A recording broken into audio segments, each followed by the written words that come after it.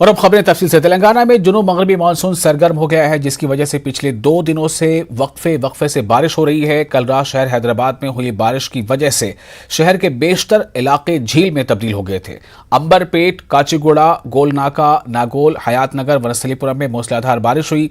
मुसराबाग के इलाके में ब्रिज के ऊपर से बारिश का पानी बह रहा था, जिसकी वजह से इस इलाके में ट्रैफिक निजाम पूरी तरह से दरहम बरहम रहा। एलबी नगर, उपल में भी मूसलाधार बारिश दर्ज की गई। हैदराबाद के इलाका एलबी नगर के रुकन असेंबली सुधीर रेड्डी की कार बारिश के पानी में फंस गई। रुकन असेंबली अपने हल्के के तूफानी बारिश से मुतासर इलाकों का दौरा कर रहे थे। इस दौरान वनस्थलीपुरम के इलाका हस्तिनापुर सागर एनक्लेव कॉलोनी में रुकन असेंबली की कार पानी में फंस गई। रुकन असेंबली और इनके सिक्योरिटी अमले के अलावा मकामी लोगों के ताउन से कार को बाहर निकाला गया। हैदराबाद के पुराने शहर के इलाका शाहीन नगर का उस्मान नगर पूरी तरह से पानी में डूब गया है। सबिता इंदर रेड्डी इस इलाके की नुमाइंदगी करती हैं। सबिता इंदर रेड्डी तेलंगाना काबीना में वजारत तालीम के ओहदे पर फायज हैं। आज उन्होंने सैलाबी पानी में महसूर उस्मान नगर और इसके करीबी इलाकों का दौरा किया और सूरत हाल का जायजा लिया। वाज़ेह है कि पिछले साल भी हुई बारिश की वजह से यह इलाका पूरी तरह से पानी में डूब गया था। कई मकामात पर बारिश का पानी घरों की छत तक पहुंच गया है। 1 साल गुजरने के बाद भी इस इलाके में कोई तरक्याती काम नहीं हुए, जिसकी वजह से आज फिर पुराने शहर का इलाका उस्मान नगर पूरी तरह से पानी में डूब गया है। मकामी रुकन असेंबली की अदम तवज्जो पर मकामी लोगों ने नाराजगी का इजहार किया है।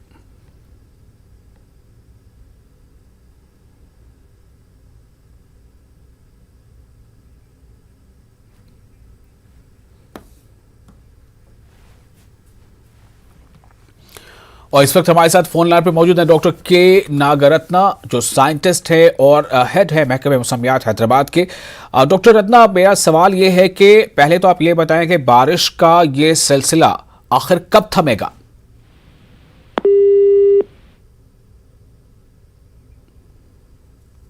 और उनसे हमारा राब्ता मुनक़ता हो गया। हम कोशिश कर रहे हैं फिर उनसे बातचीत करने की। दरअसल तेलंगाना में अमूमी तौर पर जिस तरह से बारिश हो रही है, एक बार फिर ऐसे अंदेशे सामने आ गए हैं कि बारिश कहीं कोई बहुत बड़ी तबाही ना कर दे, जैसा गुज़श्ता सालों में देखने को मिल चुका है। ख़ासतौर से शहर हैदराबाद के आसपास भी काफ़ी बारिश दर्ज की गई है और इस बारिश ने जो नशेबी इलाके हैं वहाँ पर काफ़ी मुश्किलात लोगों के लिए पैदा कर दी हैं। डॉक्टर रत्ना हमारे साथ जुड़ चुके हैं, डॉक्टर के नागरत्ना, जो साइंटिस्ट हैं और महकमे मौसमियात के हेड भी हैं। डॉक्टर रत्ना, मेरा सवाल आपसे ये है, आवाम ये जानना चाहती है कि बारिश का ये सिलसिला कब तक जारी रहेगा और कब थमेगा, क्या आसार हैं?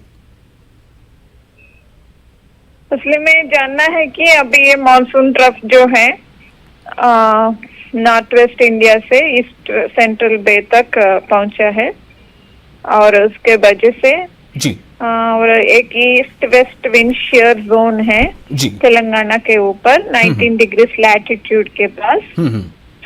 ये दोनों की वजह से आने वाले 2-3 दिन तक तेलंगाना में कई जगह पे हल्की और मध्यम बारिश होने की संभावना है और 1-2 जगह पे भारी वर्षा भी होने की संभावना है। माने ये पश्चिम की जिले जो है जी, करीमनगर, ये कामारेड्डी,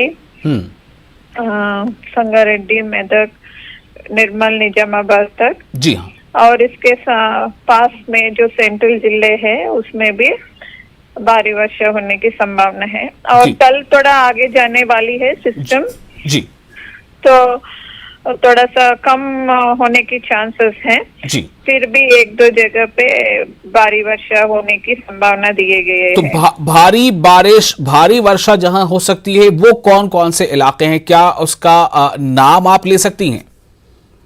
भारी वर्षा जो है पश्चिम जिले जो है जी, निर्मल, निजामाबाद, कामारेड्डी और मेदक, संगारेड्डी तक पहुंच सकती है और इसके पास में जो है ये सिद्दीपेट, जनगांव, इस सारे में भी होने की संभावना दिए गए हैं जी। डॉक्टर रत्ना, मेरा सवाल एक ये है कि क्या ये जिस तरह से बारिश लगातार हो रही है, इसे क्या एक नॉर्मल रूटीन वर्षा माना जाए या कुछ बहुत बड़ा चेंज आपको दिख रहा है मौसम में? एक्चुअली ये क्या होते हैं कि हर साल एक तरह की नहीं होते हैं जी। पर जुलाई अगस्त में तेलंगाना में ज्यादा बारिश होते हैं मानसून सीजन में। जी। तो इस बार क्या है कि 10 दिन से लगातार भारी और अति भारी वर्षा, अल्टरनेट डेज में कहीं ना कहीं बारिश होता ही जा रहा है। तो आज भी होने वाले हैं क्योंकि वो ट्रफ के वजह से, और कल तक तो थोड़ा कम होने की चांसेस हैं। कल तक कम होने के चांसेस कल हैं। जी। और 1-2 दिन रेस्ट मिल गए तो फिर भी और 1 अगस्त में आ लेकिन रहे ये कि अभी तेलंगाना के अवाम को बहुत अलर्ट मोड में रहना है, न सिर्फ सरकारों को, न सिर्फ म्युनिसिपल कॉर्पोरेशंस को, बल्कि अवाम को भी। बहुत शुक्रिया आपका डॉक्टर के नागरत्ना। और इन्होंने बताया कि कल यानी कि अगले दिन हो सकता है कि बारिश कुछ कम हो, लेकिन अभी बारिश का सिलसिला तेज रहेगा। कुछ उन्होंने जैसे निजामाबाद या निर्मल ऐसे अजला का नाम बताया जहां तेज बारिश भी हो सकती है। बहुत जरूरी है कि अभी एहतियात बरता जाए। आगे बढ़ते हैं। पेट्रोल डीजल की कीमतों में इजाफे के खिलाफ कल कांग्रेस पार्टी की जानिब से चलो राजभवन प्रोग्राम मुनक्किद होने वाला है। तेलंगाना पीसीसी चीफ रेवंत रेड्डी ने यह बात कही। उन्होंने कहा है कि सुबह 10 बजे से इंदिरा पार्क से राजभवन तक रैली निकाली जाएगी। इसके बाद कीमतों को कम करने का मुतालबा करते हुए गवर्नर को याददाश्त पेश की जाएगी। रेवंत रेड्डी ने कहा कि अगर पुलिस हमें एहतजाज करने से रोकती है तो हम पुलिस स्टेशन का घेराव करेंगे। रेवंत रेड्डी ने कहा कि मोदी और केसीआर अवाम पर सालाना 35 लाख करोड़ का इजाफी माली बोझ आयद कर रहे हैं। पार्क के पास कल सुबह में जाना है। रामचंद्र रेड्डी साहब के घर से सुबह 4 से 5 बजे के बीच में यहां से गाड़ियां लगाकर ले जा रहा है। तो यहां पे आप लोगों से एक ही गुजारिश है कि कल सुबह 5 बजे से पहले रामचंद्र साहब के घर पे आइए।